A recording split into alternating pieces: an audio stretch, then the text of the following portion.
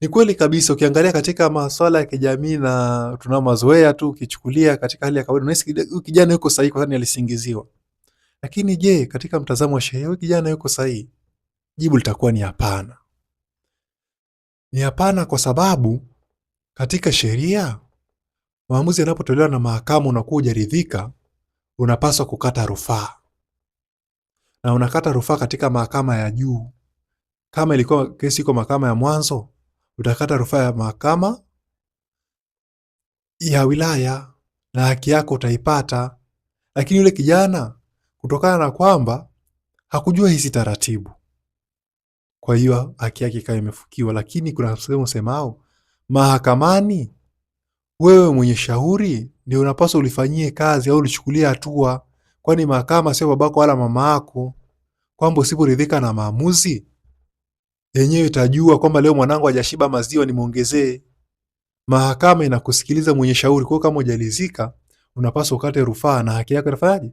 Itapatikana.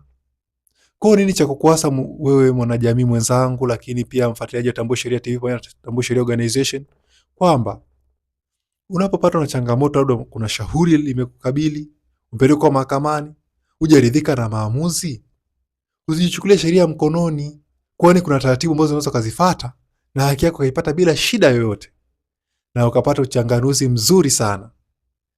Kwani hiyo nguvu ambayo unataka kuipeleka jela, sisi tunahitaji huku duniani.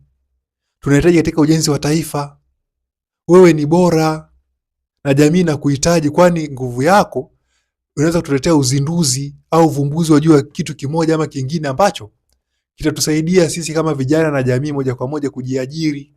Lakini pia mchango wako utaboresha sana katika kuchangia kodi ili tuweze kujenga hospitali na shughuli mbalimbali za kijamii zikaweza kuendelea. Hivyo basi tujitahidi kujifunza, lakini pia kutaka kuelewa sheria inatulinda vipi hata tunapopata na jaribu ama changamoto yoyote. Hakuna kitu chochote ambacho sheria haijatolea ufafanuzi. Kwa hiyo unaweza kupata haki zako za msingi pasipo na shida yoyote na ukawa mtu mwema na mtu bora sana katika kuchangia uendelezaji wa taifa hili. Tunapoelekea dira ya 2050 itakuwa sehemu bora sana katika jamii. Ulikuwa naye Pastor Anton Obiero. Asante.